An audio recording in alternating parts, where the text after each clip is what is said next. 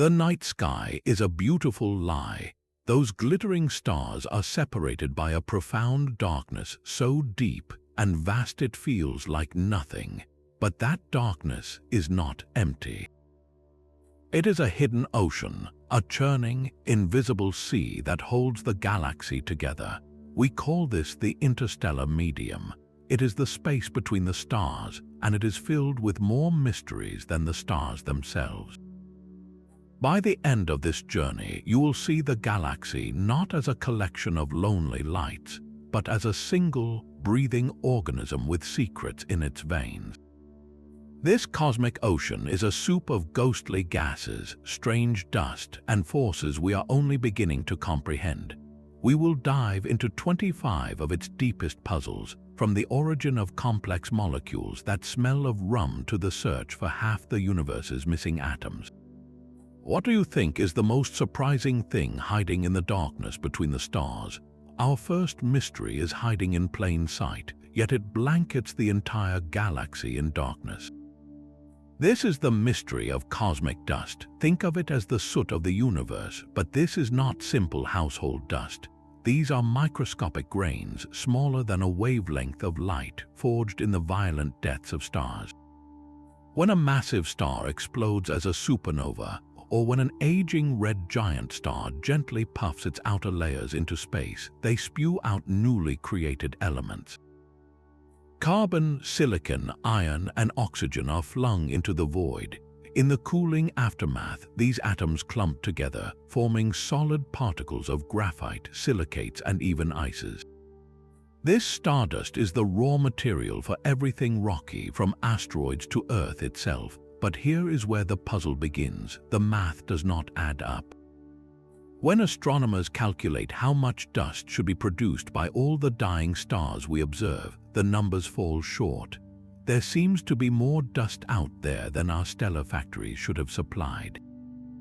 Where is the extra coming from? Perhaps there are dust producers we have not yet fully accounted for, like colliding neutron stars or peculiar types of stellar winds. Even more perplexing is the dust survival. Space is a brutal environment. Shockwaves from later supernova blast through clouds, radiation from hot stars batters the tiny grains, and violent collisions should shatter them to atoms. Yet the dust persists. It must be constantly replenished, or it must be far more resilient than we think. These fragile grains are not just cosmic clutter.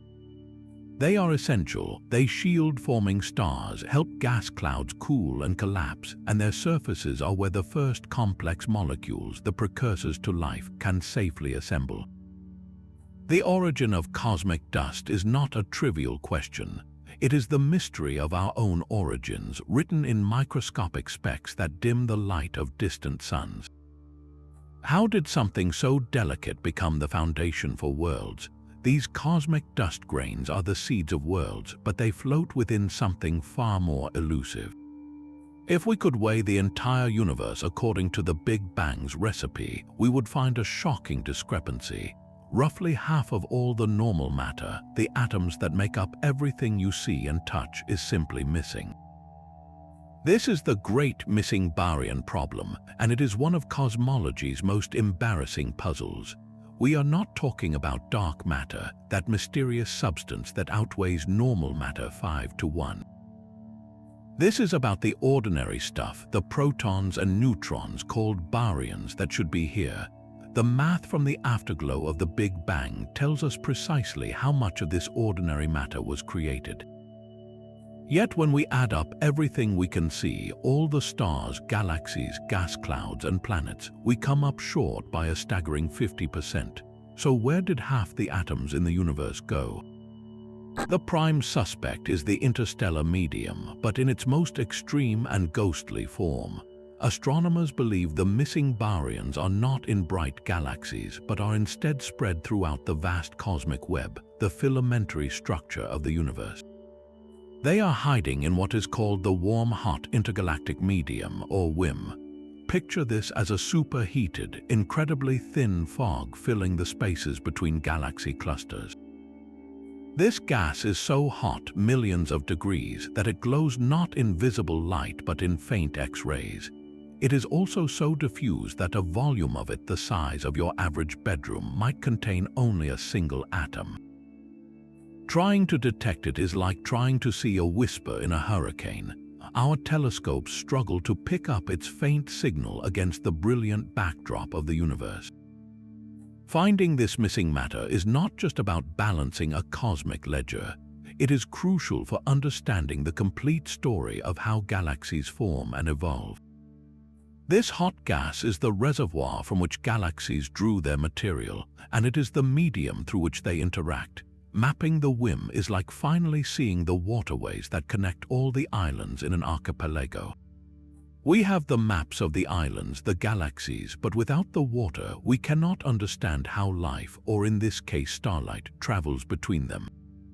Until we can account for every last atom, our picture of the universe remains fundamentally incomplete, a beautiful tapestry with half its threads still invisible.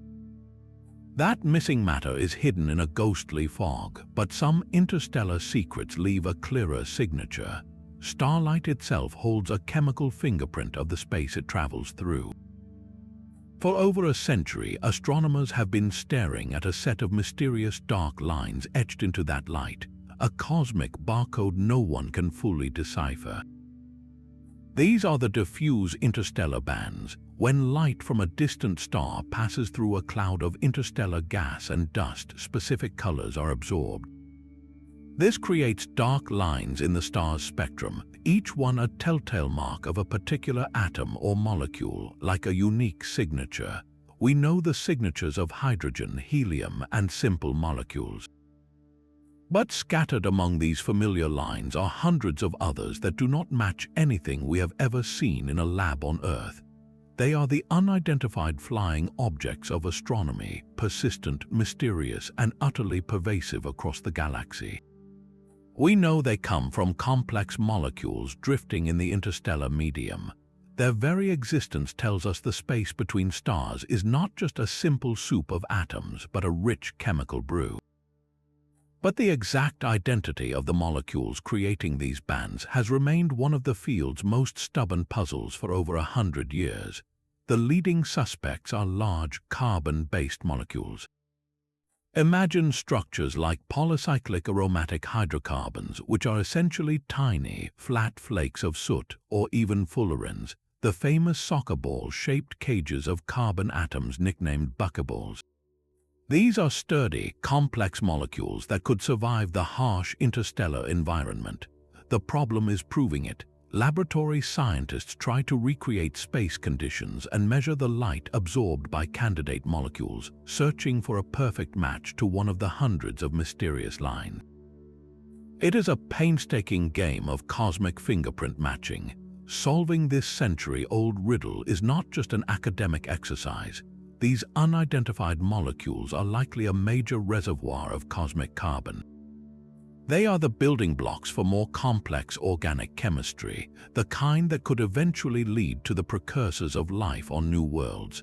By identifying the carriers of the diffuse interstellar bands, we would unlock a hidden chapter in the chemical evolution of our galaxy.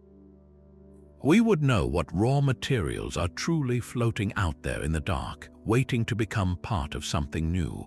What if these unknown lines are the signatures of compounds we have not even dreamed of yet? Those mysterious chemical fingerprints drift in a sea of invisible bullets. This brings us to our fourth mystery, the source of the galactic cosmic rays.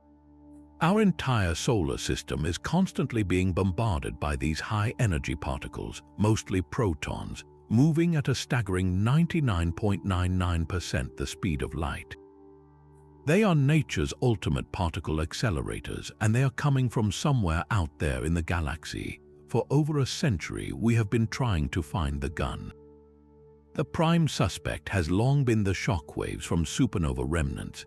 When a star explodes, it blasts a shell of debris outward at millions of miles per hour. This creates a titanic shock front, a propagating wall of energy that can trap charged particles and whip them around, accelerating them to phenomenal speeds over thousands of years.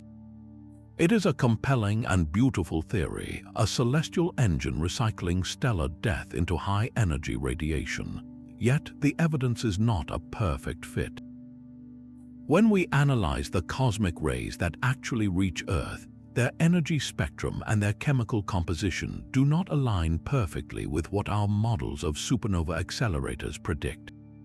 There is either something we do not understand about how supernova work, or we are missing a major contributor to the cosmic ray population. So what else could be powering these particles? The suspects are numerous and exotic. Rapidly spinning neutron stars or pulsars generate intense magnetic fields that could act like colossal slingshots. The relativistic jets screaming from the vicinities of supermassive black holes in active galaxies are capable of unimaginable particle acceleration. Some theorists even speculate about more dramatic events, like the mergers of neutron stars or the annihilation of dark matter particles.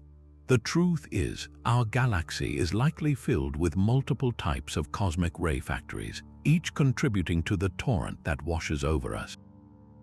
Solving this mystery is not just about cataloging celestial violence. These cosmic rays are a fundamental part of our space environment. They penetrate the heliosphere, the protective magnetic bubble blown by our sun, and shower down on planetary atmospheres. They can influence cloud formation on Earth and may have played a role in the evolution of life by causing genetic mutations. They are also a major hazard for astronauts and satellite electronics. To truly understand our place in the galaxy, we need to know what is shooting at us and why. The search for the source is a hunt for the most powerful engines in the Milky Way, hidden somewhere in the dark. These high-energy bullets do not travel through empty space. They navigate an invisible maze, a ghostly force field woven through the very fabric of the galaxy. This is the mystery of interstellar magnetic fields. You cannot see them, you cannot touch them, but their influence is everywhere. They are the silent architects of the cosmic ocean. Picture the galaxy threaded with lines of magnetic force, tangled and twisted like a web spun by a spider in a hurricane. These fields are astonishingly weak, millions of times weaker than a common refrigerator magnet. Yet across light years, their collective power is immense. They shape the birthplaces of stars, they guide the deadly cosmic rays we just discussed, and they hold entire clouds of gas together against the forces that would tear them apart. But how do you map something you can never directly see? Astronomers become detectives of subtle effects. One clue comes from starlight itself. As light travels through clouds filled with these needle-like dust grains, the magnetic fields gently align the grains, all pointing in the same direction like iron filings near a magnet. This aligned dust polarizes the starlight passing through it, twisting it in a specific way our telescopes can detect. It is like seeing the faint shadow of the invisible web cast upon the light of distant suns. Another clue comes from a phenomenon called synchrotron radiation. When those ultra-fast cosmic rays, electrons mostly, spiral along the magnetic field lines, they emit a faint radio glow.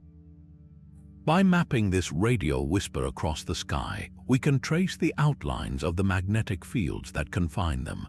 The maps we are building reveal a structure of stunning complexity and surprising order. Fields stretch along the spiral arms of the Milky Way, but they are also crumpled and folded at smaller scales by turbulent gas motions. This leads to the core of the mystery. How did these fields get so strong, and how do they maintain their coherence over such incredible distances? The leading theory is a cosmic dynamo. Just as the moving molten iron in Earth's core generates our planet's magnetic field, the turbulent, churning motions of ionized gas in the interstellar medium could amplify weak seed fields. These seeds might be primordial, left over from the universe's infancy. Over billions of years, the gas motions stretch, twist, and fold these magnetic lines, transferring the energy of the turbulence into the magnetic field, making it stronger. But the details are maddeningly complex. The math of magnetohydrodynamics, the interplay between magnetic fields and conducting fluids, is some of the most difficult in all of physics. We do not fully understand how the field reaches an equilibrium, why it does not simply tear itself apart, or how it manages to influence the collapse of a gas cloud into a star without stopping it completely. These fields are a cosmic balancing act. They provide the skeletal support that allows a cloud to condense, but they also exert a pressure that can resist gravity's pull. The outcome of this tug-of-war determines the size, the shape, and even the number of stars a cloud will give birth to. To understand the story of star formation, we must first learn the language of this invisible, tangled web. It is the silent script written across the darkness, directing the most important drama in the cosmos. That invisible magnetic web gathers the raw materials for creation in places of profound darkness. Deep within the spiral arms of our galaxy lie vast, cold clouds so dense they blot out the light of the stars behind them. These are the dark molecular clouds, the stellar nurseries of the cosmos. From the outside, they appear as silent, black voids, cosmic ink blots against the Milky Way. But step inside their frigid hearts and you find a mystery of astonishing activity. In temperatures just a few degrees above absolute zero, in near total darkness and under pressures far thinner than any vacuum we can create on Earth, a rich and complex chemistry is brewing. This is the hidden chemical factory of the galaxy. The primary ingredient is simple molecular hydrogen, two hydrogen atoms bonded together. But floating alongside it are traces of other atoms, carbon, oxygen, nitrogen, sprinkled throughout like spices in a vast, dark soup. Alone, these atoms would rarely meet and react in the sparse void. They need a meeting place, a solid surface. That is where the cosmic dust grains become essential. Think of each microscopic speck of interstellar dust as a tiny, frozen laboratory bench drifting in the dark. When a lone hydrogen atom or an oxygen atom bumps into one of these dust grains, it sticks, held by weak forces in the extreme cold. It waits, soon another atom drifts in and sticks right next to it. Now, on the surface of this grain of stardust, two atoms that would have sailed past each other in open space are forced into an intimate dance. With a tiny nudge from the faint background heat or a cosmic ray zap, they link together. Step by painstaking step on these minuscule platforms, molecules are built. Water ice forms, carbon monoxide links up, methanol, a simple alcohol, assembles itself. Astronomers have even detected the fingerprints of glycolaldehyde, a simple sugar, in these clouds. This is probiotic chemistry, the formation of the molecular building blocks of life, occurring in the coldest, darkest places imaginable, long before a star has even ignited. The profound puzzle is mapping the precise reaction pathways. It is a chemical chain reaction conducted in ultra-slow motion over millions of years on a billion tiny surfaces. Which molecules form first? How do the more complex ones avoid being destroyed by the very cosmic rays that sometimes provide the energy to create them? We must simulate these alien conditions in labs on Earth, chilling chambers to near absolute zero and watching reactions unfold at a glacial pace, hoping to replicate the cryptic recipes of the cosmos. The significance of this dark chemistry cannot be overstated. When a part of the cloud finally collapses under gravity to form a new star and a swirling disk of planet-forming material, all these complex molecules are baked into the mix. They become part of comets, asteroids, and eventually the planets themselves. The water in your glass, the carbon in your cells, the sugars that power life, all began their journey as atoms clinging to specks of dust in a lightless cloud. The dark molecular clouds are not just cradles for stars. They are the silent kitchens where the galaxy prepares the raw ingredients for worlds and perhaps for life itself. What other complex compounds are being written in the dark, waiting for a star's light to read them? Yet within those dark chemical kitchens, a violent storm is always raging. The formation of a star is not a gentle fall, but a chaotic battle against a cosmic hurricane. This is the mystery of interstellar turbulence, and it presents a fundamental paradox. If gravity were the only force at work inside a molecular cloud, the process would be swift and devastatingly efficient. A cloud would simply collapse inward, fragmenting into countless stars, draining itself in a mere few million years. Our galaxy would have burned through its stellar fuel eons ago, leaving behind a dark, starless graveyard. But that is not what we see. Star formation is a slow, inefficient, and sporadic process. Only a tiny percentage of a cloud's mass ever turns into stars. Something is fighting gravity, holding it back, and stretching the timeline of stellar birth across millions of years. That something is supersonic turbulence. Imagine the gas inside these colossal clouds is not still, but churning like a pot of boiling water, only moving at speeds that dwarf the fastest hurricanes. Shockwaves crisscross the interior, creating a froth of dense knots and vast, empty voids. This chaotic motion creates a form of pressure, a relentless buffeting that counteracts the steady, inward pull of gravity. It keeps the cloud puffed up and prevents it from collapsing all at once. Gravity can only win in the deepest, densest pockets where the turbulent motions have cancelled each other out, allowing a knot of gas to finally fall inward on itself. So the central question becomes, what is stirring the pot? What cosmic engines are pumping energy into these clouds to keep this supersonic weather system alive? The prime suspects are the stars themselves in their most violent moments. When a massive star dies in a supernova explosion, it unleashes a cataclysmic shockwave that slams into nearby clouds, compressing some regions and shredding others, injecting a massive dose of chaotic energy. Similarly, the fierce stellar winds from young, hot stars can carve out vast bubbles and send ripples of turbulence through their surroundings. Even the gentle rotation of the galaxy itself, shearing clouds as they orbit, may contribute to the internal churn. This creates a fascinating feedback loop. Turbulence slows star formation, but the stars that do form then release energy that sustains the turbulence, which in turn regulates the birth of the next generation. It is a self-regulating cycle, a galactic heartbeat. Understanding this chaotic force is not just about solving a physics puzzle. It is the key to predicting the rhythm of a galaxy's life. Why do some galaxies blaze with newborn stars while others are quiet and serene? The answer lies in the balance between gravity's whisper and turbulence's roar. By learning the language of this interstellar weather, we can read the future of stellar populations and comprehend why our own Milky Way produces only a handful of new stars each year, a gentle simmer in a universe capable of a furious boil. What other invisible storms are shaping the destiny of cosmic structures? That chaotic turbulence is a death sentence for the delicate dust grains we began with.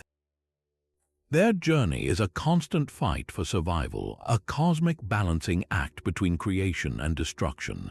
This is the mystery of the dust budget, a simple question with a complex answer. How can something so fragile persist for billions of years?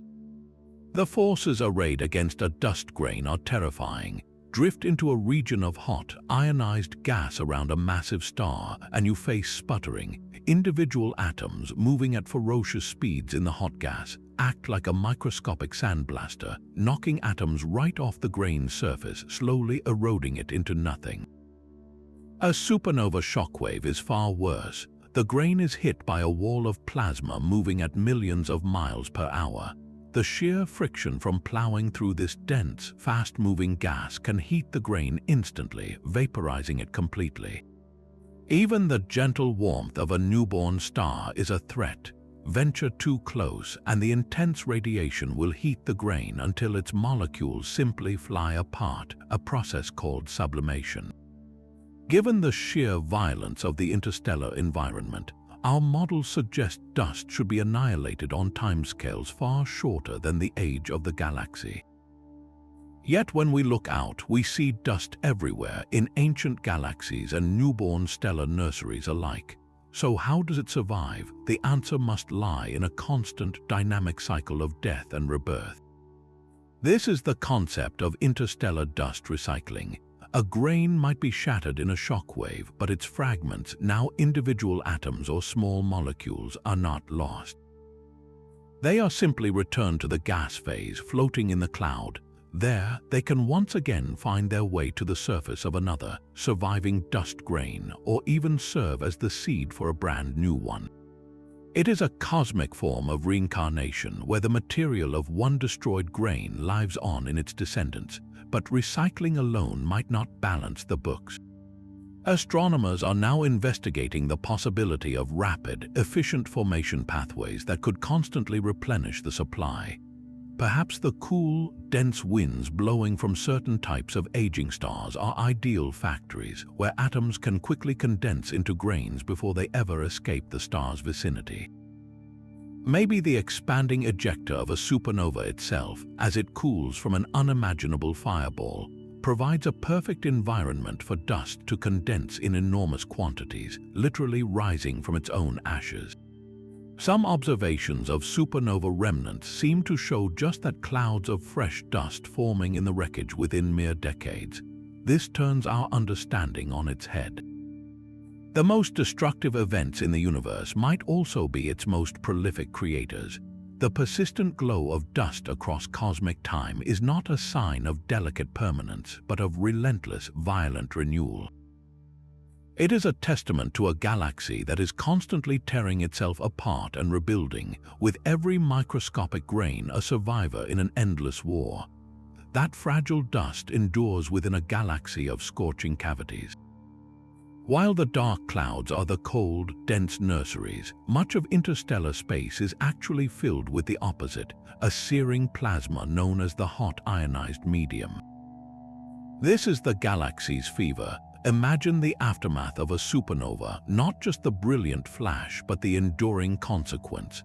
The titanic explosion carves out a colossal cavity in the surrounding gas, a bubble of unimaginable heat that can expand for millions of years. Inside this bubble, the gas is not just warm, it is ionized, stripped of its electrons, and heated to temperatures of over 1 million degrees.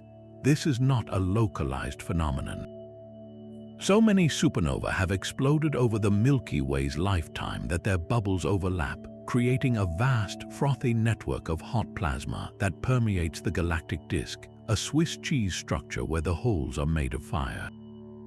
This hot phase is incredibly tenuous, with perhaps only a few thousand atoms in a volume the size of a cathedral. Yet, despite its ghostly thinness, it represents a major reservoir of the galaxy's normal matter, a significant portion of those missing baryons we searched for earlier. The central mystery of the hot ionized medium is one of endurance. How does this gas stay so blisteringly hot? In the vacuum of space, a hot gas should simply expand, cool down, and fade away relatively quickly. But the observations tell us it persists. The answer seems to be a constant reheating. While a single supernova bubble will eventually cool, new supernovae are always going off, reigniting the plasma, pumping fresh energy into the galactic atmosphere. It is a perpetual stoking of a cosmic furnace, but the real intrigue lies in how this scorching plasma interacts with its surroundings. Picture a blistering hot bubble pressing against the cold, dense wall of a molecular cloud. The interface is a front of incredible violence and complexity. The intense heat from the hot medium evaporates the outer layers of the cold cloud, stripping atoms away and dragging them into the plasma. This process, called thermal evaporation, is a crucial recycling mechanism. It takes the heavy elements locked up in cold clouds and injects them back into the hot phase, where they can eventually be incorporated into new generations of stars and planets. Conversely, the hot plasma can also trigger star formation. As a supernova bubble expands, its shockwave can slam into a quiescent cloud, compressing it violently. This compression can overwhelm the cloud's internal turbulence and magnetic support, triggering gravitational collapse and the birth of new stars. So the hot ionized medium is both a destroyer and a creator, a relentless force that erodes old structures and forges new ones. Its role in the galactic ecosystem is fundamental. It is the energetic circulatory system of the Milky Way, transporting energy and chemically enriched material across vast distances. By studying this elusive, searing phase, we are essentially taking the galaxy's temperature, trying to understand the fever that shapes its evolution and drives the endless cycle of stellar life and death. What other secrets are hidden within these invisible bubbles of million-degree fog? That scorching plasma is a world of lonely atoms, but the story of the galaxy is written by partnerships. At the heart of every dark molecular cloud, the primary actor is not an atom but a molecule. It is the simplest partnership in the cosmos, two hydrogen atoms bound together. This is molecular hydrogen, H2, and its formation is the first quiet step toward building a star. Yet this seemingly simple handshake is shrouded in a profound and practical mystery. In the diffuse emptiness of space, two lone hydrogen atoms are terrible at forming a bond. When they collide, they simply bounce off each other. The problem is physics. To form a stable molecule, the two atoms need to shed the tiny bit of energy from their collision. In the near-perfect vacuum of the interstellar medium, there is nothing around to carry that energy away. It is like trying to clasp your hands while they are covered in slippery oil. The grip simply will not hold. So how does the most abundant molecule in the universe actually form? It needs a matchmaker, a solid third body to facilitate the introduction. That matchmaker is once again a tiny grain of interstellar dust. Here is how the cosmic chemistry works. A single hydrogen atom drifts through the dark and by chance sticks to the cold surface of a dust grain. It sits there, absorbed, waiting. Then, a second hydrogen atom arrives and sticks nearby. Now, on the surface of this microscopic platform, the two atoms are close enough to interact. They can shuffle across the grain's surface, meet, and link together. The dust grain itself acts as the crucial third body, absorbing the excess energy of the bond and allowing the new H2 molecule to stabilize. Once formed, the weak forces holding it to the grain are overcome, and the molecule is released back into the gas, ready to become part of a star-forming cloud. This process seems straightforward, but the efficiency is everything, and it is here the mystery deepens. How quickly does this happen on different types of dust grains? A grain made of carbon might facilitate the reaction differently than a grain made of silicate rock or coated in a layer of water ice. The temperature of the grain is critical too. Too warm and the hydrogen atoms never stick. Too cold and they might get trapped in an icy matrix, unable to move and find each other. The environment is also key. In the harsh ultraviolet light of interstellar space, a newly formed H2 molecule can be easily torn apart by a photon. So the formation must happen in the shielded hearts of clouds or on the dark sides of dust grains where the chemistry is protected.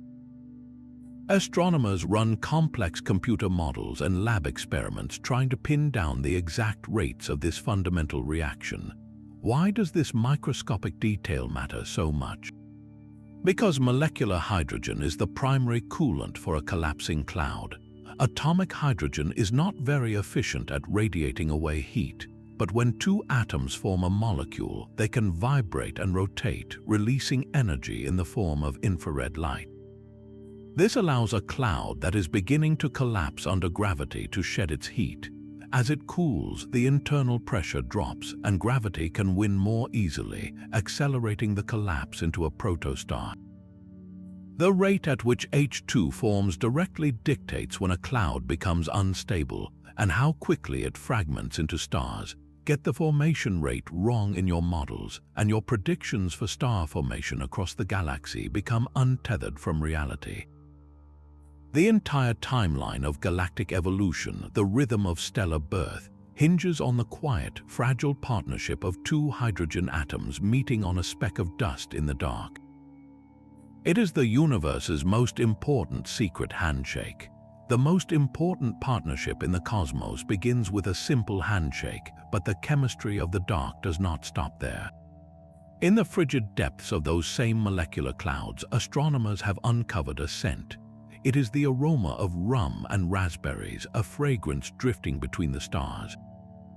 This is no poetic metaphor. It is the chemical signature of ethyl formate, a complex organic molecule, one of hundreds now detected in the interstellar medium. Even more profound, we have found glycine, the simplest amino acid, in the gas around comets and within star-forming regions. These discoveries shatter our old view of space as a sterile void. The building blocks of life, it seems, are being manufactured in the cosmic dark. This presents a magnificent contradiction. How can these large, delicate organic structures possibly assemble and endure in an environment bathed in destructive ultraviolet radiation and pummeled by cosmic rays? The molecules of life are fragile. On Earth, they are protected by an atmosphere and a magnetic field. In open space, they should be torn apart by photons in an astronomical instant. Their very existence tells us the interstellar medium is far more clever and protective than we ever imagined. There are two leading theories for how this miracle of cosmic chemistry occurs, and both center on the humble dust grain. The first is known as surface chemistry on icy mantles. Picture a dust grain not as a bare speck of rock, but as a tiny ice-covered pebble. In the extreme cold of a dense cloud, water vapor, along with molecules like carbon monoxide and ammonia, freezes onto the grain's surface, building up a microscopic mantle of ice. This icy shell becomes a bustling chemical laboratory. As atoms and simple molecules land on this frozen matrix, they gain the mobility to slide around and meet. Crucially, the ice itself shields them from the worst of the external radiation. Within this frozen sanctuary, cosmic rays or ultraviolet photons penetrating the outer layers of the cloud can actually provide the energy needed to drive reactions, breaking and forging bonds between the trapped molecules. Step by step, on the surface of 1,000,000 billion of these icy grains, complexity grows. Simple ices are transformed into more complex organics, like ethanol or even that rum-scented ethyl formate. When a young star finally ignites nearby, its warmth sublimates the icy mantles, releasing this rich cocktail of probiotic molecules into the surrounding gas where our telescopes can detect them.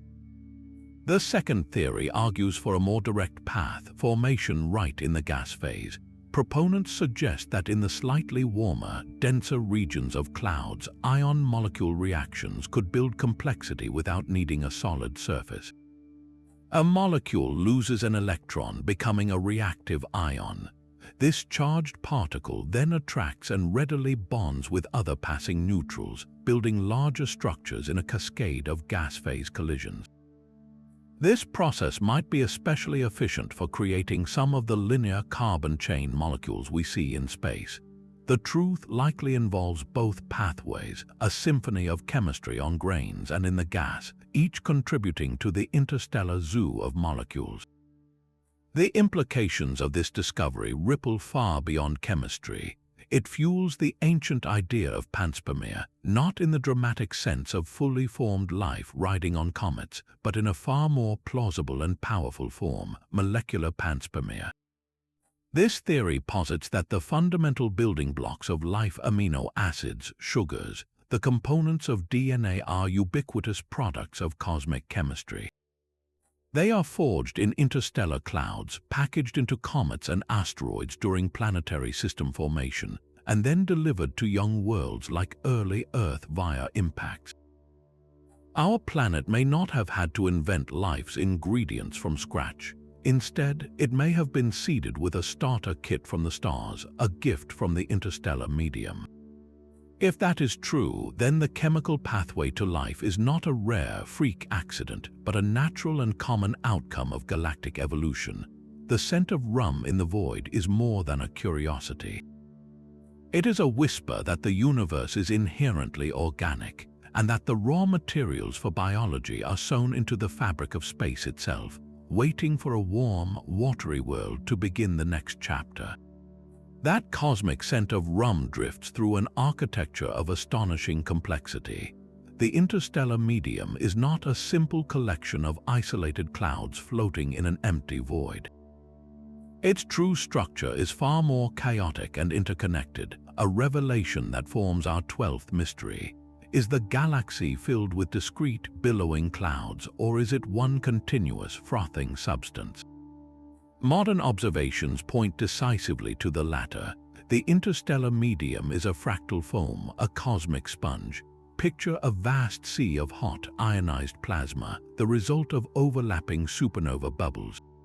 Within this searing froth, threads and filaments of warm gas condense like dew on a web, and embedded within those threads are the dense, cold knots we recognize as molecular clouds. They are not isolated islands, but the densest peaks in a continuous, turbulent landscape. This means there are no true walls separating the phases of the interstellar medium. Instead, there are gradients and interfaces. A cold cloud does not simply end, it evaporates into a warm haze, which then diffuses into the hot plasma. Corridors and tunnels of warmer gas likely weave through the dense regions, creating a labyrinthine structure. This topology is critical because it dictates how everything moves. Radiation from a hot star does not travel in a straight line until it hits a cloud. It filters through this porous, frothy medium, being absorbed and re-emitted, its path twisted by the ever-changing density. Cosmic rays do not fly unimpeded across thousands of light years. They are channeled and scattered by this magnetized foam, their journey a random walk through a galactic maze. Even the flow of matter itself, the gas that will one day become stars, is guided by this architecture. The great mystery is what determines the shape and scale of this interstellar sponge. What sets the size of the bubbles and the thickness of the filaments? The answer appears to be a dynamic, three-way tug of war. Supernovae are the primary sculptors, blowing the giant bubbles that create the frothy backdrop. Their shockwaves compress gas into sheets and filaments while also tearing other structures apart. But magnetic fields act as a restraining skeleton. They lend strength to the gas, resisting complete disruption and helping to shape the filaments into long, coherent strands. They guide the flow of material, perhaps helping to funnel gas along specific pathways to feed growing clouds. And finally, turbulence is the relentless stirrer. It tangles the magnetic fields, it shreds smooth surfaces into fractal complexity, and it determines how efficiently energy cascades from the large scales of supernova bubbles down to the small scales where stars finally form. This interplay creates a self-similar structure where patterns of bubbles within bubbles and filaments branching into smaller filaments appear at every scale we look. Understanding this architecture is not just a descriptive exercise, it is the key to building accurate models of our galaxy. To predict how a shockwave propagates, how a cloud evaporates, or how cosmic rays diffuse, we must first simulate the sponge. The difference between a model with discrete clouds and one with a continuous froth can be profound. In the frothy model, everything is connected. A supernova in one spiral arm can influence the chemistry and pressure in a cloud halfway across the galaxy, not through a direct blast, but through the slow percolation of energy and waves through the interconnected network. The galaxy breathes as a single entity, its lungs a froth of glowing plasma and dark dust.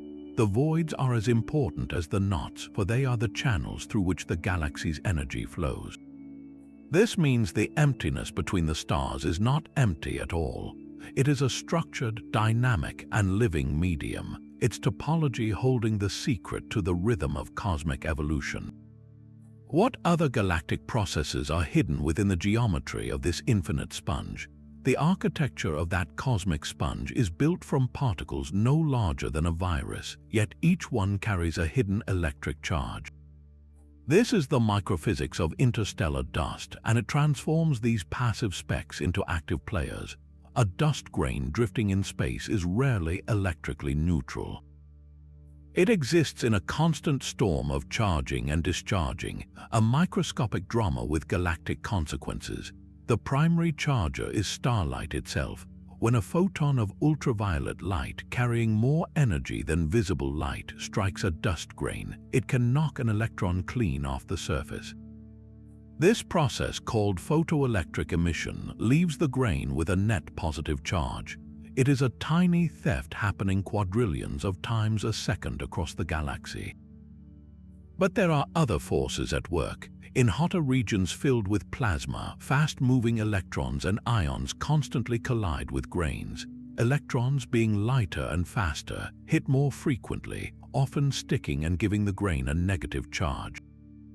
In the dense, dark hearts of molecular clouds where starlight cannot penetrate, the charging is dominated by these collisions with the ambient plasma and even by sticking of charged atoms from the gas. The result is a dynamic equilibrium, a grain's charge flickering between positive, negative, and neutral as conditions change around it. This seemingly esoteric detail is a master switch for the behavior of the entire interstellar medium. A charged dust grain is no longer just a piece of floating debris, it is a magnetized particle. It becomes intimately coupled to the galaxy's invisible magnetic field. The Lorentz force, the same effect that guides a charged particle in a laboratory experiment, now acts on the grain. A charged grain will tend to spiral along magnetic field lines, its motion constrained by the invisible web. This has a profound effect on the dynamics of gas clouds. The dust is mixed with the gas, and through frequent collisions, it drags the gas along with it.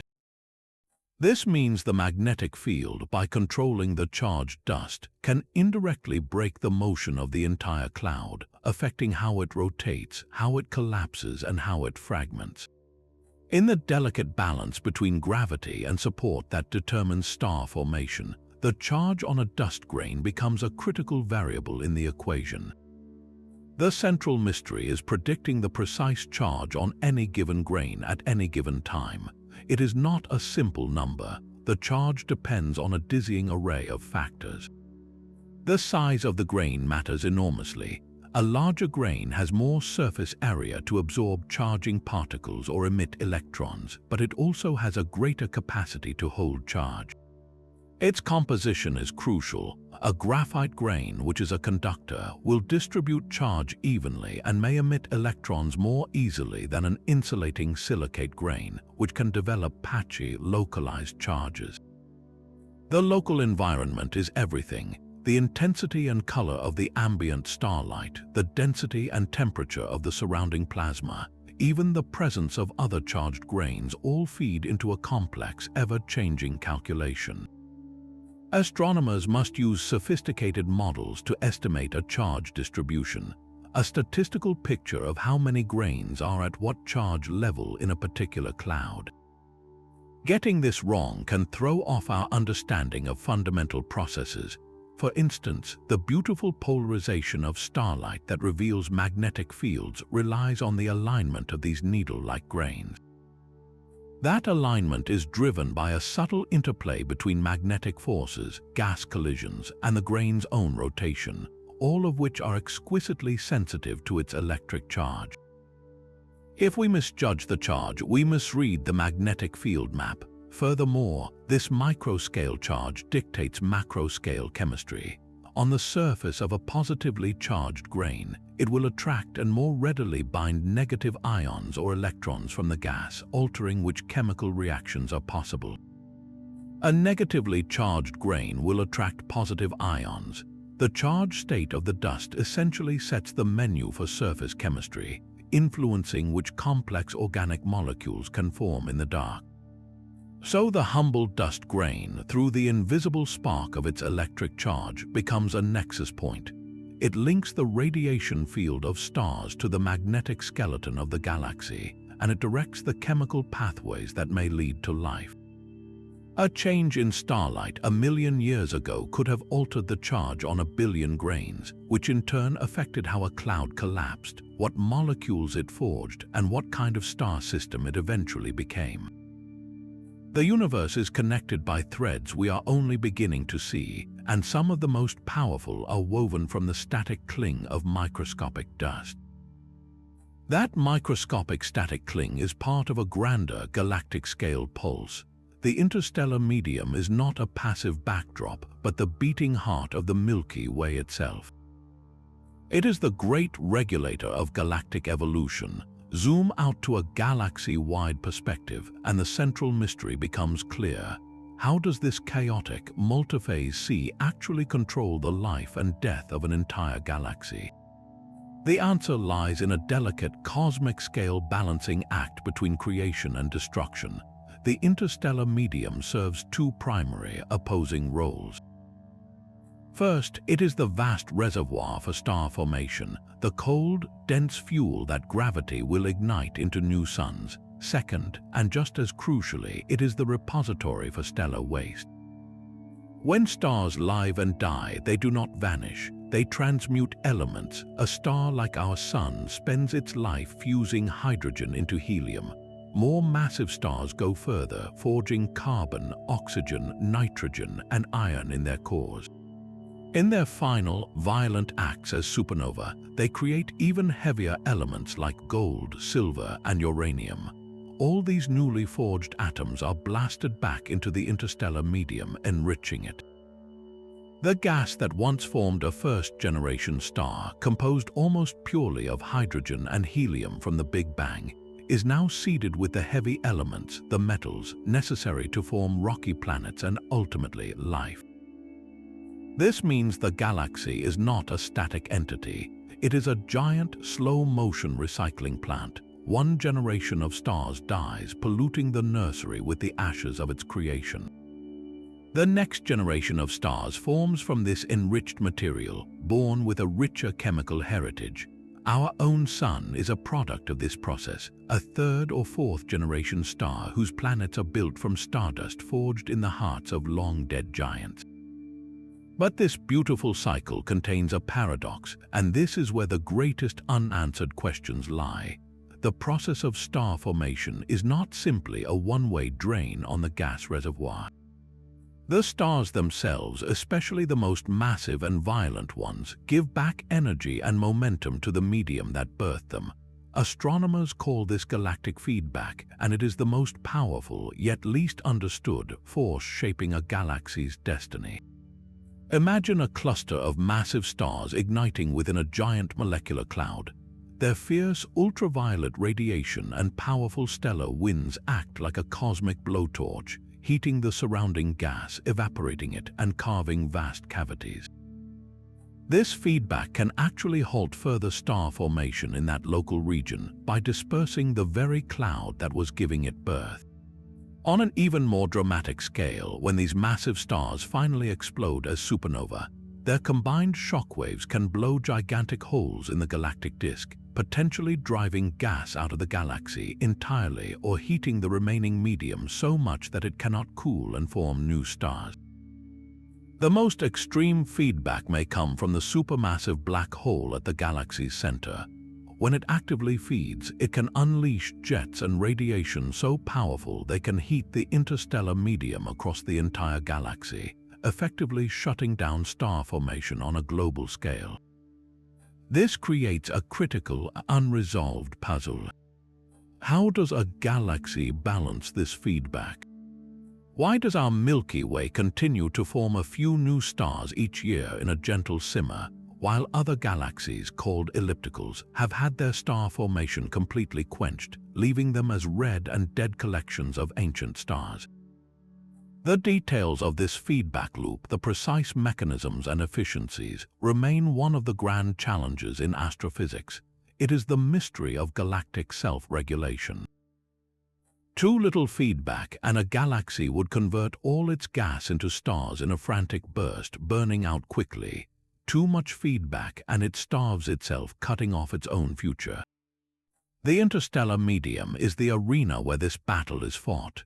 Its state, whether it is cold and dense or hot and diffuse, is the direct result of this ongoing conflict between gravity's pull and stellar fury. The cycle of birth, death, and recycling is the true heartbeat of a galaxy, and we are still learning to decipher its rhythm. Does this mean a galaxy's fate is written in the temperature of its hidden ocean? That galactic heartbeat is measured by a single, fragile atom. Hidden within the vast sea of interstellar hydrogen is a special variant, a heavier cousin called deuterium. This is not just another element, it is a cosmic fossil. Every single deuterium nucleus in the universe was forged within the first few minutes after the Big Bang, in that brief, searing window of primordial nucleosynthesis. No star, no supernova, no process we know of creates significant new deuterium.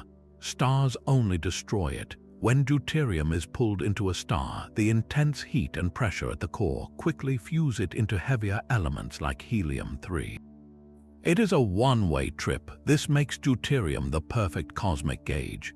The amount of deuterium left in the interstellar gas should tell us, with beautiful simplicity, how much of the original primordial gas has been cycled through stars and processed. More processed gas means less deuterium. It is a direct measurement of the galaxy's chemical history, but when astronomers point their telescopes to measure this crucial ratio, the numbers tell a confusing, contradictory story. The mystery of interstellar deuterium is that its abundance is all over the map. Look along one line of sight to a distant star, and you might measure a deuterium to hydrogen ratio that matches pristine Big Bang predictions. Look in a different direction through what seems like similar gas, and the measured deuterium can be half that amount or even less. This wild variation makes no sense if the interstellar medium is well mixed. It suggests pockets of gas that have never been inside a star sitting right next to regions that have been processed multiple times over, with little blending between them.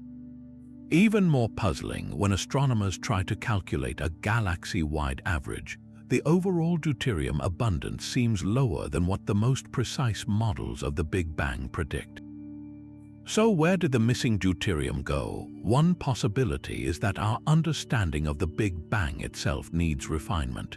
Perhaps the primordial deuterium production was slightly lower than we think.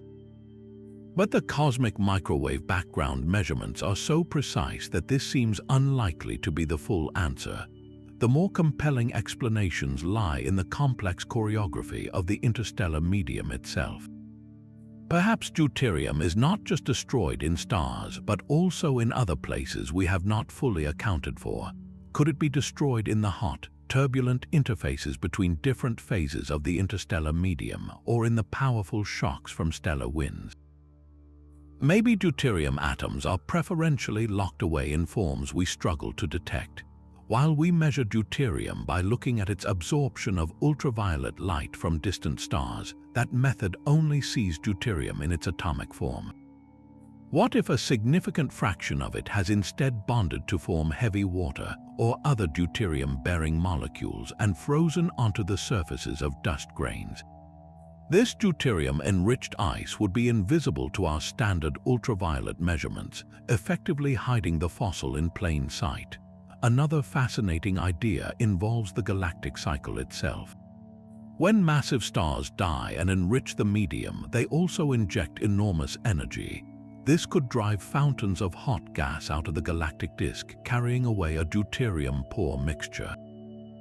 Meanwhile, fresh, deuterium-rich gas might be constantly raining down onto the galaxy from the vast circumgalactic medium, the halo of gas that surrounds the Milky Way. The ratio we measure locally would then be a snapshot of this ongoing inflow and outflow, not a simple average. Solving the deuterium puzzle is crucial. It is the key to calibrating the entire story of galactic chemical evolution. If we cannot accurately account for this one simple fossil, how can we trust our models for the production and distribution of all the other elements? The varying signal of deuterium is a stark reminder that the interstellar medium is not a well-stirred soup, but a layered, segregated archive. Its pages are stuck together, some pristine, others heavily annotated by stellar lives. Reading this archive requires understanding not just the writing, but why some pages are so stubbornly kept apart from the rest. Deuterium's hidden story is a clue that our galactic inventory is still incomplete. We have mapped the glowing gas and the dark clouds, but what if an entire population of cosmic fuel has been hiding in plain sight, or more accurately, in dark sight?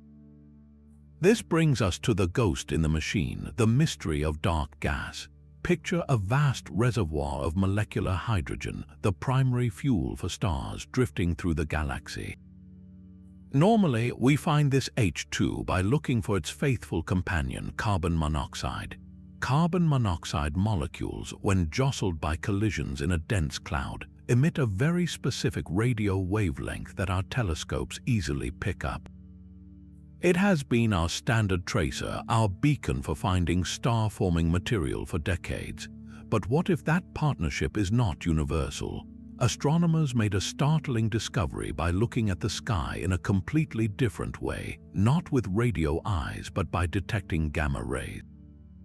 Our galaxy is faintly glowing in high-energy gamma radiation, produced when cosmic rays, those high-speed atomic bullets, collide with the nuclei of atoms in interstellar gas. By meticulously mapping this gamma-ray glow and subtracting the contribution from atomic hydrogen, which we can see with radio telescopes, researchers found an excess. There was gamma-ray emission coming from places where our maps of atomic hydrogen showed nothing. The only explanation was an unseen mass of molecular hydrogen, vast clouds of H2 that were not singing out in the familiar carbon monoxide radio line. They were dark to our traditional surveys. This dark gas is molecular hydrogen without its carbon monoxide tracer. The reason for this missing partner is a fascinating chemical puzzle. Carbon monoxide is fragile, easily destroyed by ultraviolet radiation. In the outer, less dense envelopes of molecular clouds, or in clouds that are just beginning to coalesce, the ultraviolet light from distant stars can penetrate deeply enough to break apart CO molecules, while leaving the heartier H2 molecules intact. In these transitional regions, you have a cloud of pure molecular hydrogen, invisible to radio telescopes tuned to carbon monoxide. It is a shadow universe of star-forming fuel, detectable only by the indirect flash of cosmic ray collisions or by extremely subtle signatures of the H2 itself in the far infrared. The existence of dark gas forces a monumental question. Just how much of it is out there? Current estimates suggest it could account for a significant fraction, perhaps up to 30%, of the entire molecular gas content of the Milky Way. If true, this means we have been systematically underestimating the amount of raw material available to form new stars and planets. Our galactic ledger, the balance sheet of cosmic mass, has a major column missing. Its distribution is another enigma. Does it lurk primarily on the fringes of known clouds as a protective cocoon around the CO bright cores?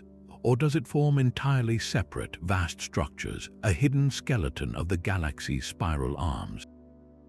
Understanding why dark gas lacks carbon monoxide is more than a chemical curiosity.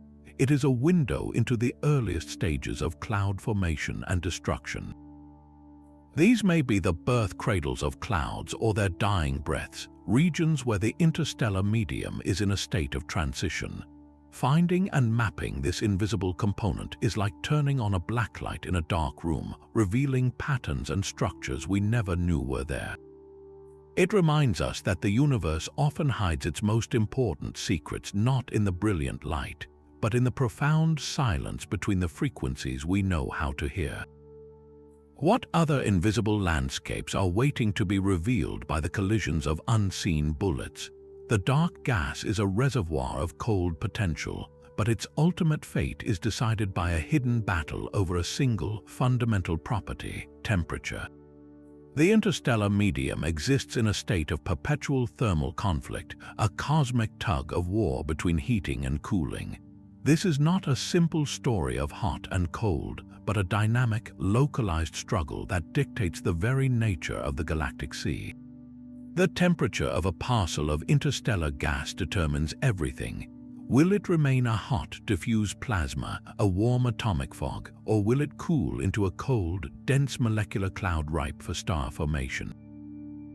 The outcome hinges on a precise balance between energy in and energy out, a thermostat we are still struggling to read. The heating agents are numerous and violent. The primary source is starlight, especially the fierce ultraviolet radiation from massive young stars.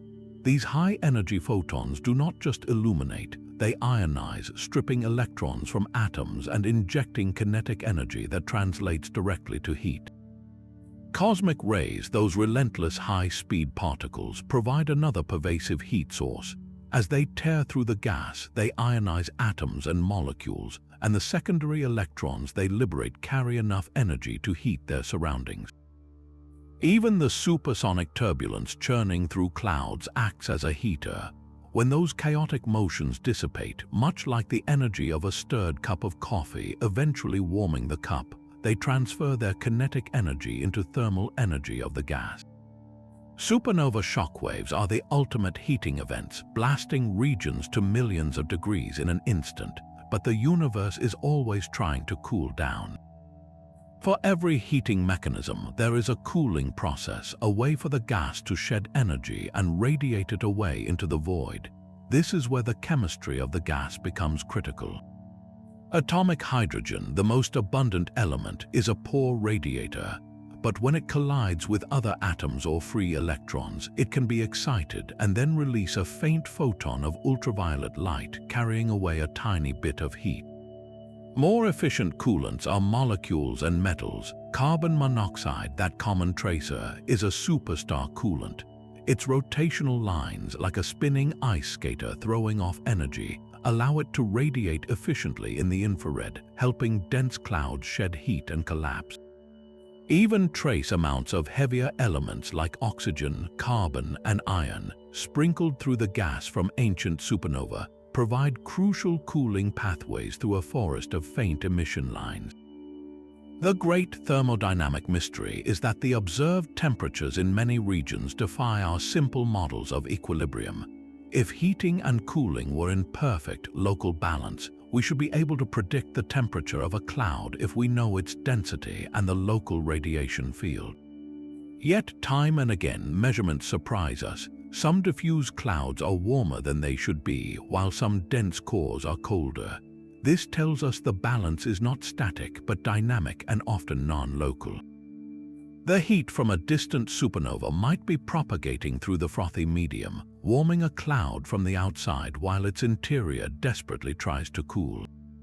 Or the complex structure of the gas itself, its fractal sponge-like nature, means some parts are shielded from heating while others are exposed, creating a patchwork of temperatures within a single structure. This delicate thermal balance is the ultimate gatekeeper for star formation. For a cloud to collapse and form stars, it must cool significantly. Gravity can only overcome internal pressure if that pressure drops, and pressure is directly tied to temperature. A cloud bathed in too much ultraviolet light will stay warm and puffed up, resisting collapse. But if enough cooling molecules like carbon monoxide can form, and if the cloud can shield itself from the harshest radiation, it can radiate its heat away. As it cools, the pressure drops, the cloud contracts, and gravity gains the upper hand. The transition from warm atomic gas to cold molecular cloud is fundamentally a thermal phase change, driven by this intricate dance between heating and cooling agents. We are still trying to calibrate this cosmic thermostat. The models are fiendishly complex because every process is interconnected. The heating influences the chemistry, which determines the cooling, which changes the density, which then affects how efficiently heating and cooling work. It is a feedback loop of astonishing subtlety. A slight overestimate of cosmic ray heating or an underestimate of metal line cooling can throw off an entire simulation of galactic evolution. The temperature of the interstellar medium is more than a number. It is the result of a billion local decisions made by photons, particles, and atoms. It is the thermal fingerprint of the galaxy's history, and learning to read it is key to predicting when new stars will ignite in the silent dark. That cosmic thermostat is measured by the faintest of glows, a whisper of heat that was once considered nothing more than static. As cosmologists trained their instruments on the most ancient light in the universe, the cosmic microwave background, they encountered a persistent nuisance. A faint, mysterious fog of microwave emission seemed to cling to our own galaxy, obscuring their pristine view of the Big Bang's afterglow. This was not the signal they sought, but a local ghost. They named it anomalous microwave emission, or AIM, and its origin became a puzzle that would tie directly back to the dusty heart of the interstellar medium. This glow is not like the radio waves from spinning electrons or the infrared heat from warm dust. It occupies a specific, poorly understood niche in the spectrum, a hum that had no clear explanation for years. The breakthrough came when astronomers realized this emission correlated perfectly with clouds of interstellar dust, particularly in regions illuminated by starlight. The ghost had a physical address. The leading theory is both elegant and bizarre. The emission likely comes from the tiniest denizens of the dust family, nanoparticles smaller than a virus spinning at dizzying speeds. Think of a grain of dust so small it contains only a few thousand atoms. When it absorbs a single photon of starlight, that tiny packet of energy is enough to set it spinning at rates of billions of revolutions per second. This frantic rotation causes the grain to emit radiation in the microwave band, a process called electric dipole emission. It is like a trillion microscopic radio transmitters, each one a speck of dust humming its own frantic tune. But the exact identity of these spinning tops remains unknown. What are these nanoparticles made of? One strong candidate is a class of large carbon-based molecules known as polycyclic aromatic hydrocarbons, or PAH. These are essentially flat flakes of carbon and hydrogen, like tiny pieces of graphene or soot. They are known to exist abundantly in space, and their size and structure make them perfect candidates to spin rapidly when hit by light. Another, even more exotic possibility involves diamond-like grains.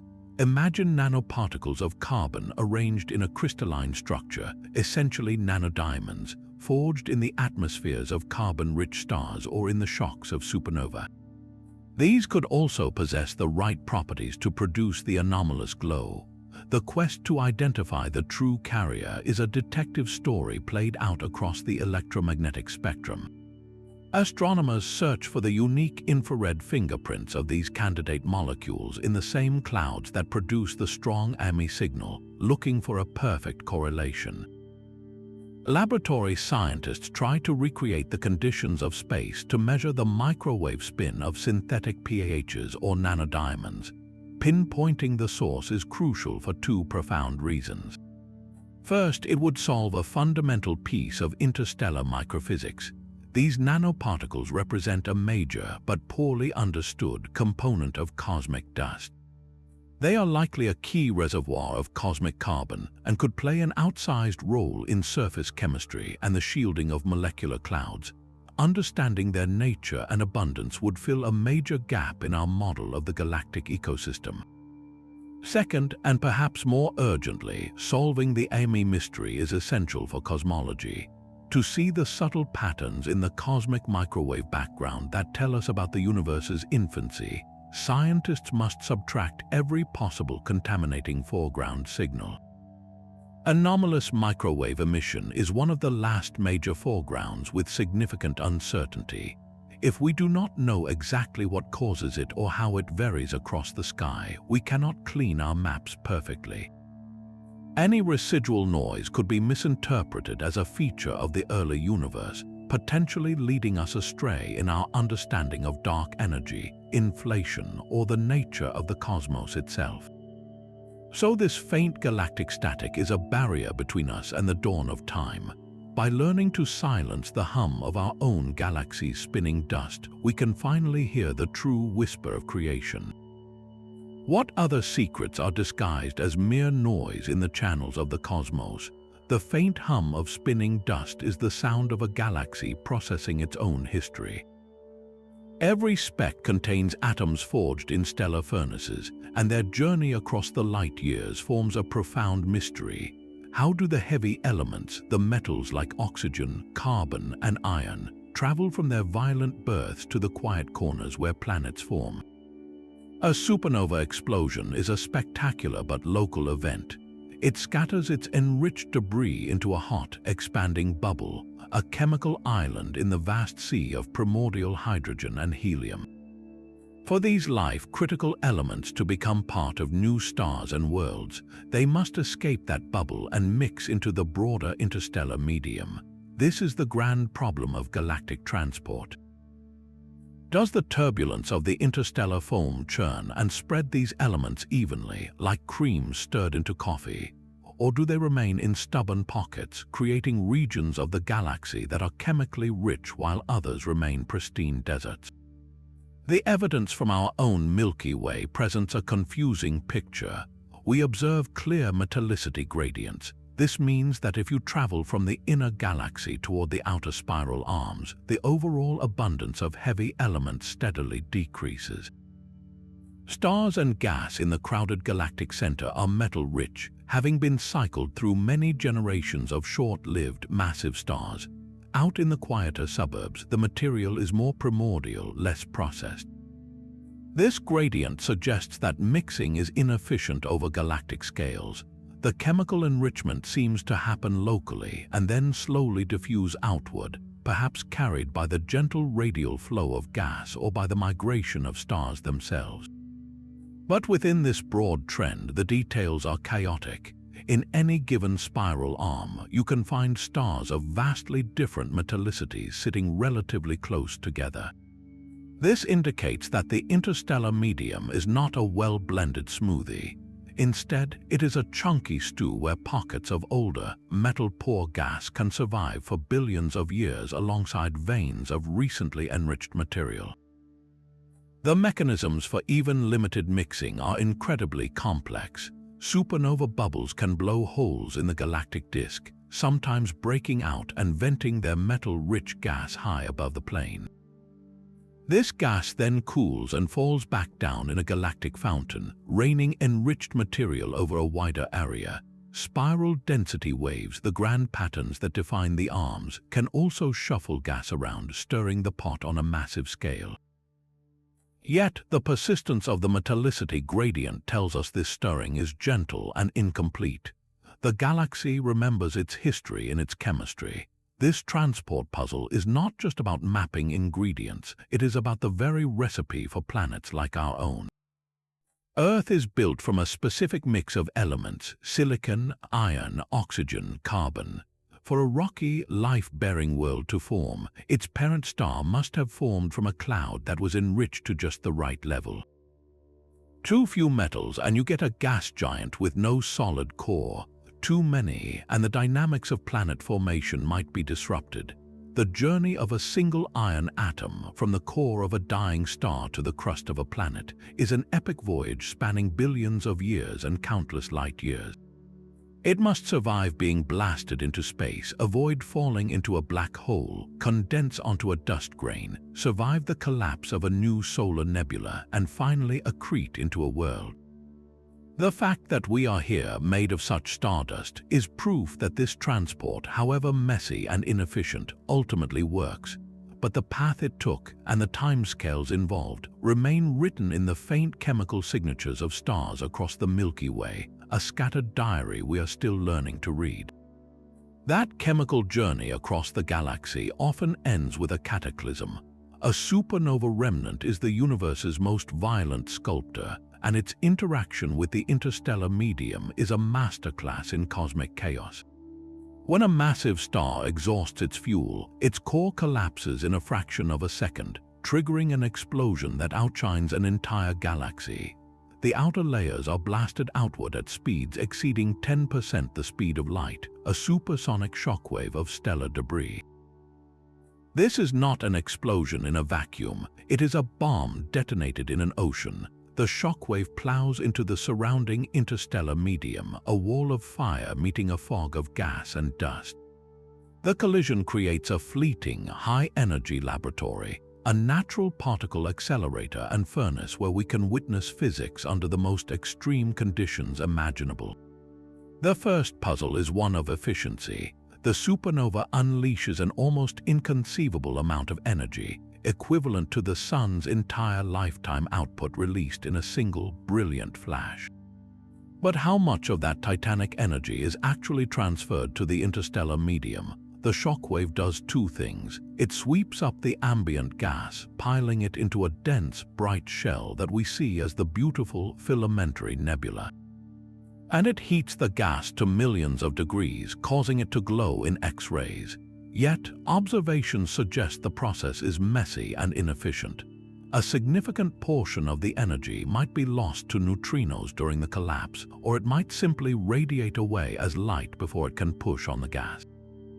Some energy might escape by blowing a hole clear through the galactic disk, venting hot gas out into the halo.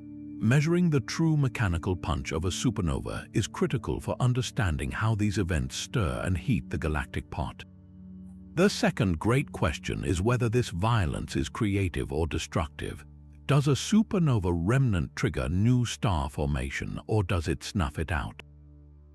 The answer, fascinatingly, is both. It all depends on timing and environment. In its earliest, most violent phase, the expanding shockwave can be utterly devastating.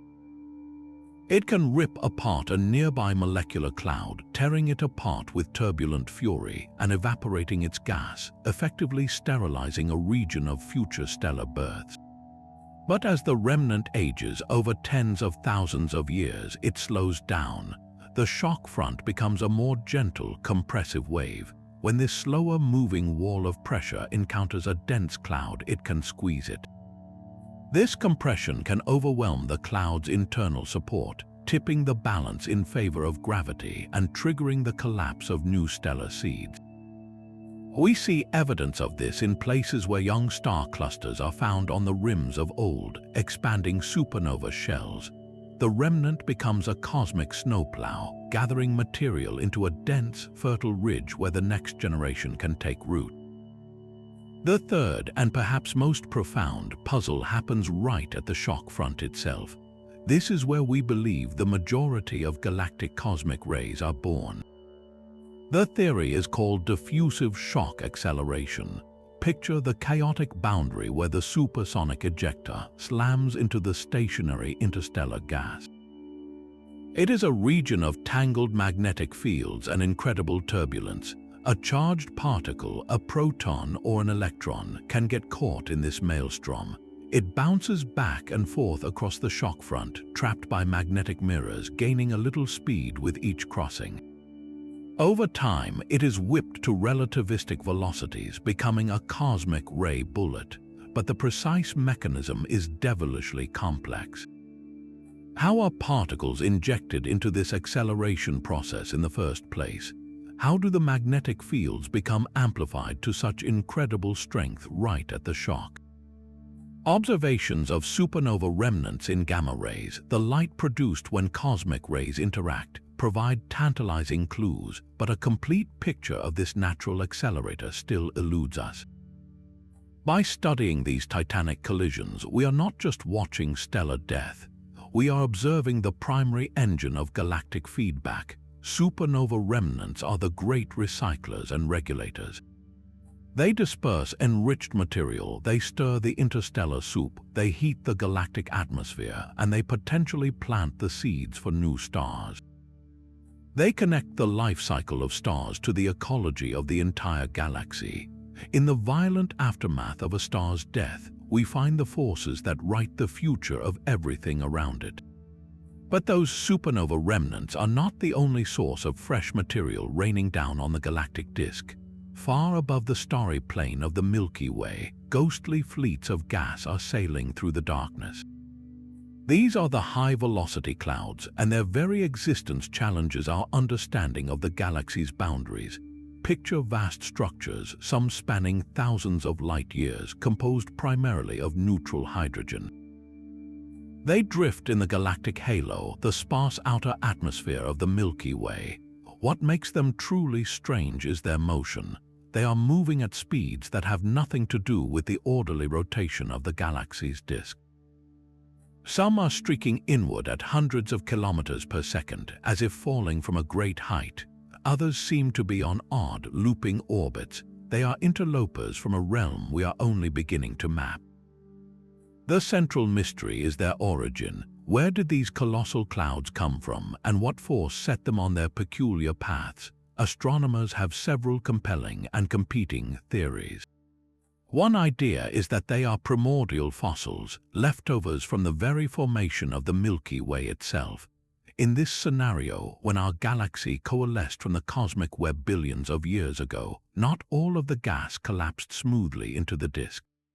Some clumps may have been left behind in the halo, taking eons to slowly spiral inward. They are ancient relics finally arriving at the party long after it started. A second, more violent theory points to our galaxy's cannibalistic nature. The Milky Way is surrounded by smaller satellite galaxies like the Large and Small Magellanic Clouds. As these dwarfs swing around our galaxy, the immense tidal forces can literally strip gas from them, stretching it into long, streaming arcs that fall toward the disk. Some high-velocity clouds could be the dismembered remains of these galactic companions, their identity lost but their material destined to join our own. The third major theory turns the story inward. This is the galactic fountain model. Remember the violent feedback from supernova and stellar winds. That energy can launch fountains of hot gas high above the galactic plane.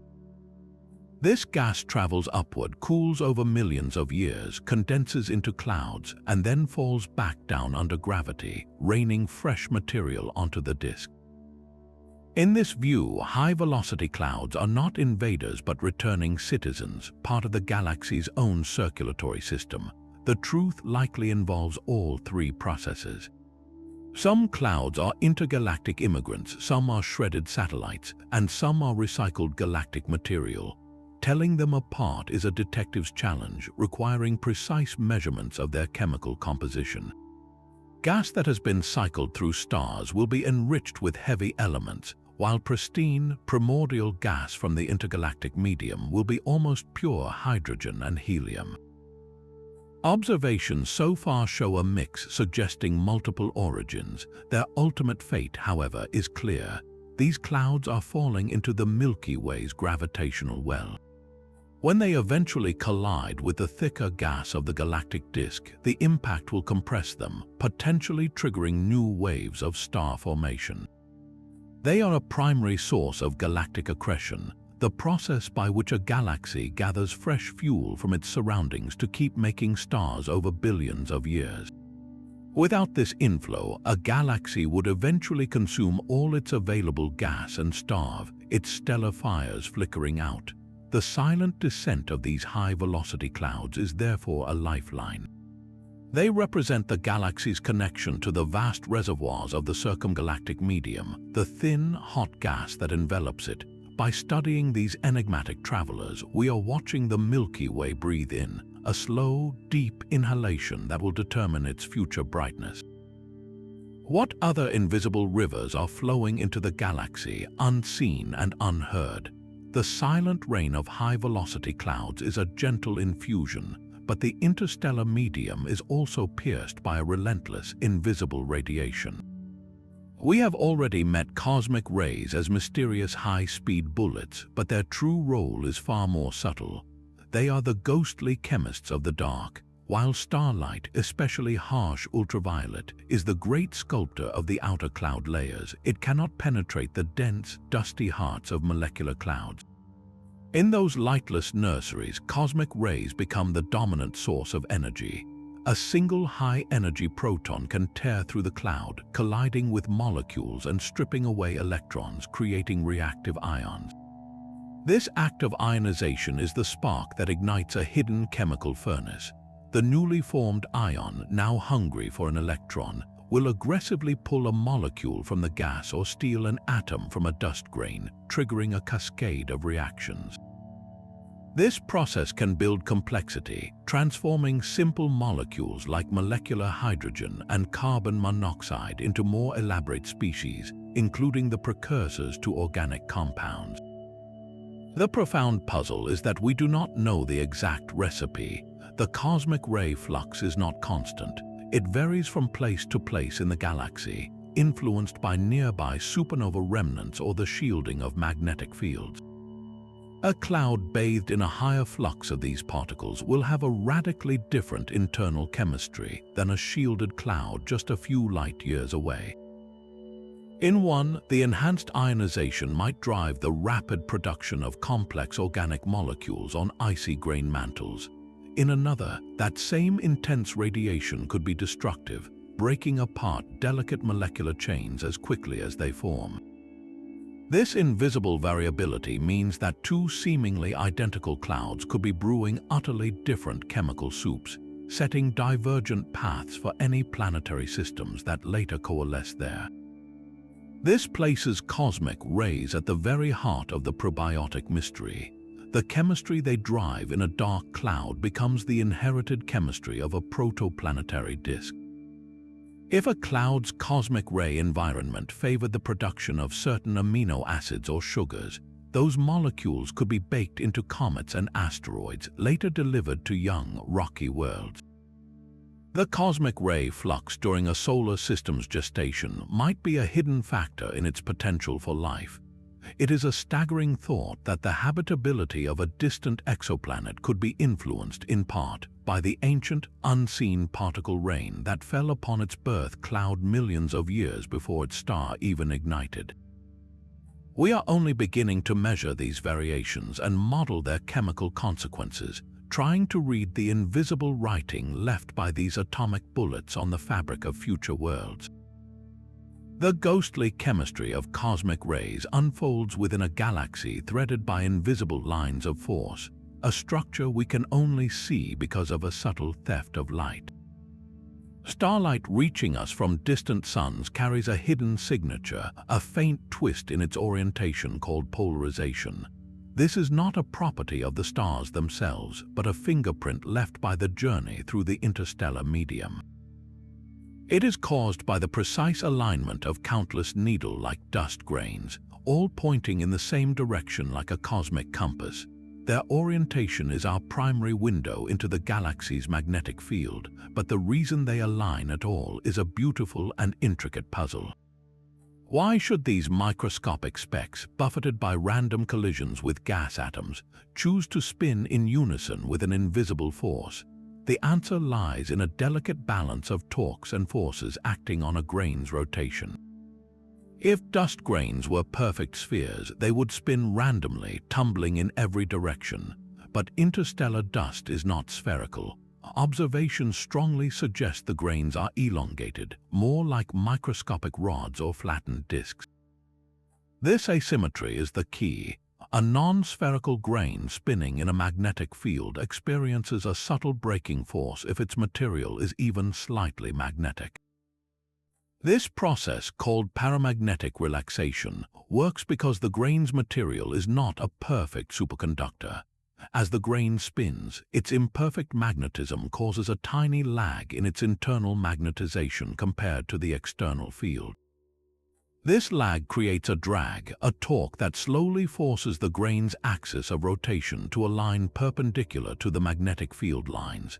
Think of it as the magnetic field gently coaxing a spinning top to stand upright along a specific direction.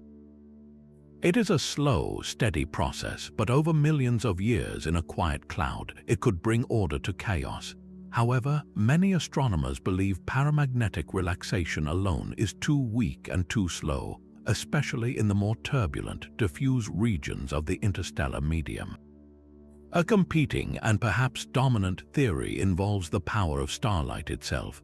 This is the concept of radiative torques. When a photon of light strikes an irregular dust grain, it does not just get absorbed or scattered evenly. Because the grain is lopsided, the photon imparts a tiny twist, a minuscule rotational kick. The exact effect depends on the grain's shape, composition, and how it is oriented relative to the light source. Over time, as trillions upon trillions of photons strike from all directions, these tiny kicks do not cancel out. Instead, they can drive the grain to spin up to incredible speeds and, crucially, can also force its axis of rotation to align in a specific way relative to both the magnetic field and the direction of the starlight. It is a far more dynamic and powerful process than the slow magnetic drag. The leading models now suggest a complex partnership. Radiative torques from starlight might spin the grains up to high speeds and provide the primary aligning force, while the magnetic field then acts as a guide, defining the specific direction of alignment within the cloud.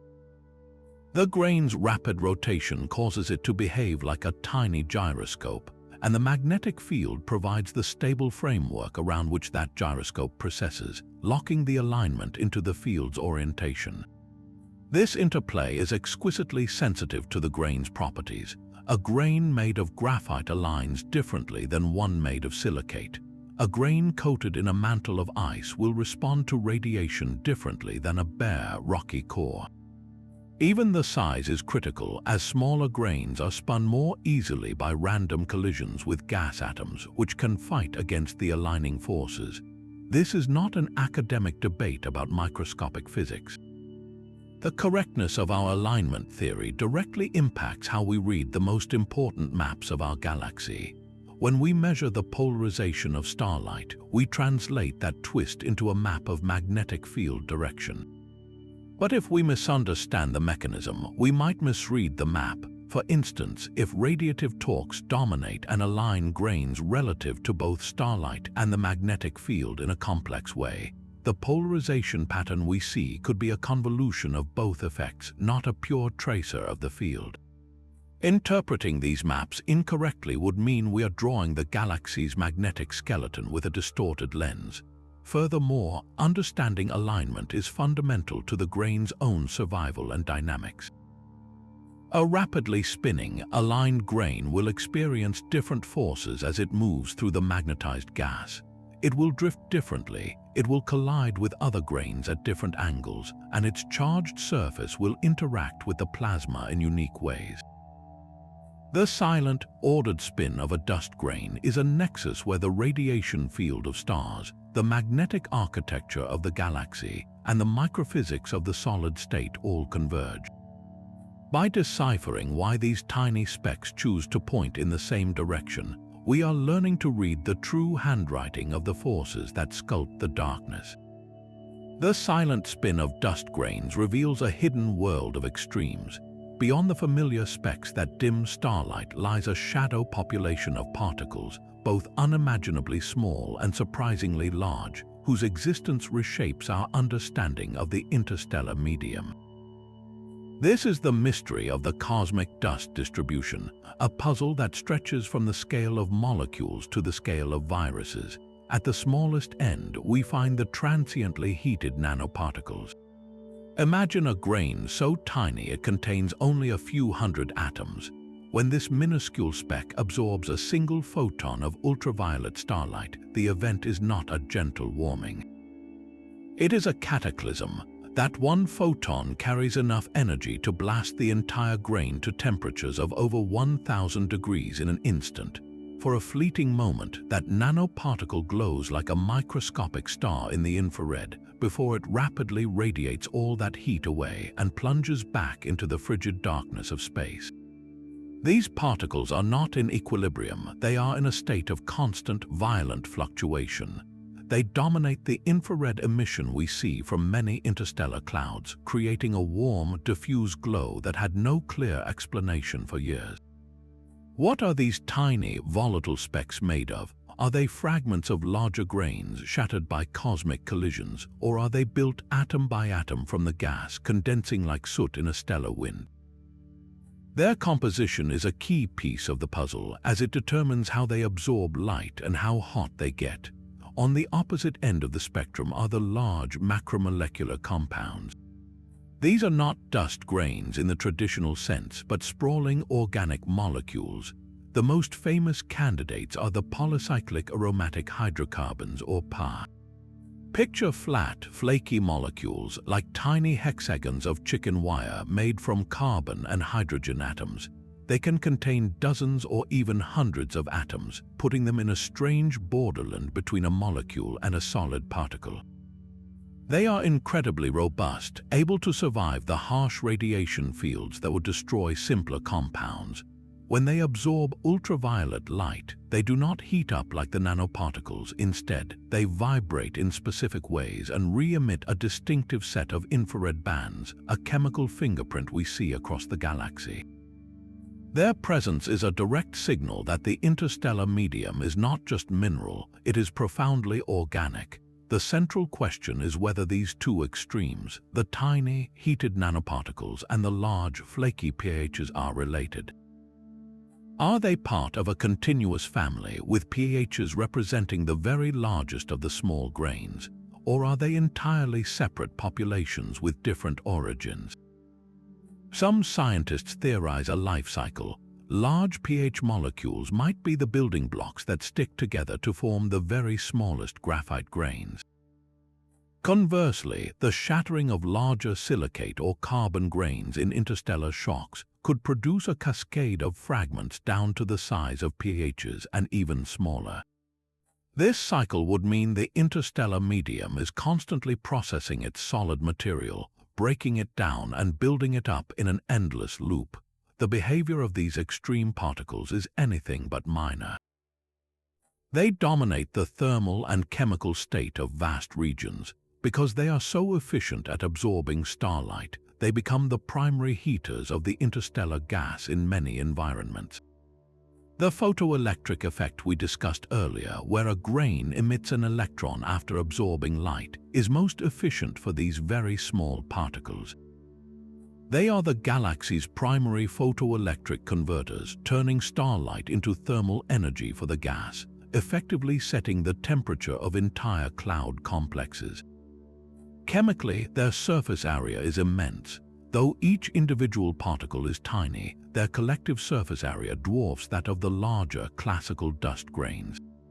This makes them the dominant catalytic surface for chemical reactions in diffuse clouds, where they can facilitate the formation of molecular hydrogen and other simple compounds. They also provide crucial shielding.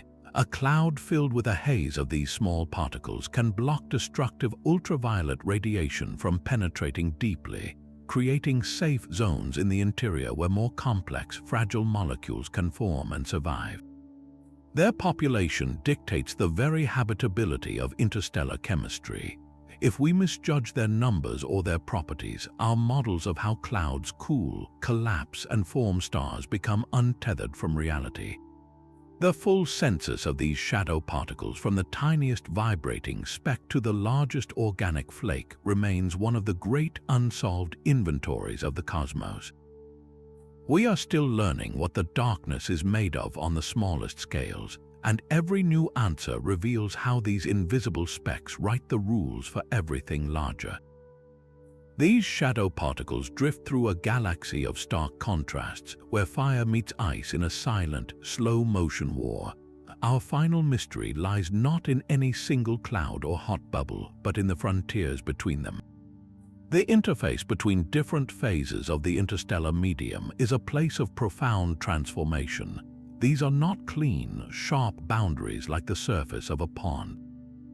They are turbulent, fractal mixing layers, seething with activity on scales too small for our telescopes to see directly, yet governing the fate of the entire galactic ecosystem.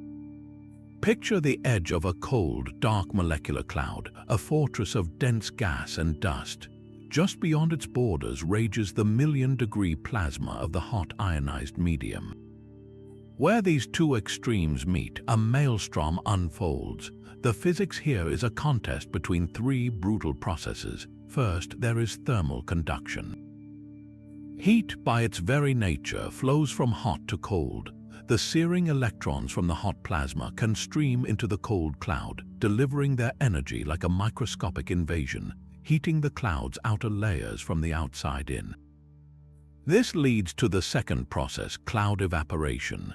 The heated surface of the cloud doesn't just warm up, it boils away.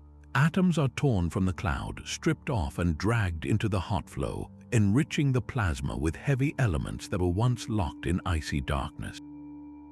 The third force is cloud crushing. The hot plasma isn't static, it often flows as a wind or a shock wave. This dynamic pressure slams into the cloud like an ocean wave hitting a sandcastle. It compresses the cloud, sculpting its surface into intricate shapes, triggering internal instabilities that can cause the cloud to fragment or be stretched into long, filamentary tails. The central mystery is what happens in the chaos of that contact zone. How much mixing actually occurs? Do the evaporated atoms from the cloud blend smoothly into the hot flow, or do they remain in distinct sheared layers? How quickly does a cloud evaporate completely, and how does that rate depend on the magnetic field, which can act as a barrier inhibiting the flow of heat? We must rely on sophisticated computer simulations to model these interfaces, and what they show is both beautiful and complex. The cloud surface doesn't remain smooth. It becomes rippled and unstable, forming finger-like structures as the hot gas funnels into its crevices. This dramatically increases the surface area, accelerating the evaporation process. It's like watching a cube of ice melt not by slowly shrinking, but by suddenly developing a porous, spongy texture that allows warm water to rush in from all sides. The exchange of mass and energy across these frontiers is the very engine of the interstellar cycle. Without it, the galaxy would stagnate. The cold clouds would remain forever isolated, never contributing their enriched material to the broader medium. The hot gas would slowly cool and fade without a fresh influx of matter. These interfaces are the recycling plants where stellar ashes are gathered and prepared for reuse. They determine how efficiently a supernova's energy is coupled to the surrounding gas, and they regulate the supply of cold, dense fuel available for the next round of star formation. Perhaps the deepest puzzle is understanding how these violent interactions can sometimes be creative. The crushing pressure of a hot wind can compress a cloud to the point of triggering gravitational collapse, seeding new stars even as it erodes the cloud away. It's a race between destruction and creation, the ultimate fate of the interstellar medium, whether it settles into a quiet, diffuse state or condenses into brilliant clusters of stars, is decided in these turbulent, invisible borders. They are the membranes through which the galaxy breathes, the chaotic workshops where the raw stuff of the cosmos is forever being torn down and remade. What we perceive as the serene void is, in truth, a tapestry of endless collision, where every boundary tells the story of a struggle that shapes the light of future suns. This invisible war at the boundaries is the final, ongoing act in a cosmic drama of 25 intertwined mysteries. We have journeyed from the microscopic static cling of a dust grain to the galaxy-wide pulse of stellar feedback, from the scent of rum in the dark to the ghostly rain of high-velocity clouds. Each puzzle reveals a simple, breathtaking truth. The space between the stars is not empty. It is a vibrant, chaotic, and breathtakingly complex ecosystem. It is a chemical factory, a particle accelerator, a magnetic labyrinth, and a cosmic recycler, all woven into one. To understand where we come from, we must solve the riddles of this hidden ocean. The origin of every atom in your body, the formation of our sun and earth, the very distribution of the ingredients for life across the galaxy, all of it was dictated by the forces and mysteries we have just explored. The interstellar medium is the great connector, the stage upon which the story of cosmic evolution is written. Our journey through its secrets is far from over. In the coming years, a new generation of eyes will turn toward the dark. The James Webb Space Telescope will peer into the hearts of molecular clouds with infrared vision, watching ices form and complex molecules assemble. The Square Kilometre Array will map the galaxy's magnetic skeleton and listen for the faint radio whispers of cosmic chemistry with unprecedented sensitivity. These instruments and others will not give us all the answers. Instead, they will refine the questions, revealing deeper layers of complexity in this cosmic ocean. So the next time you look up at the night sky, see more than the pinpricks of light. See the vast, dark canvas between them. See the swirling clouds where stars are born, the invisible magnetic threads that guide them, and the silent, organic chemistry brewing in the depths. That darkness is alive with mystery. Which of these 25 puzzles captures your imagination the most? Is it the missing atoms, the spinning nanoparticles, or the violent frontiers where fire shapes ice? Share your thoughts below, and let's keep wondering at the grand, unsolved puzzle that fills the space between the stars.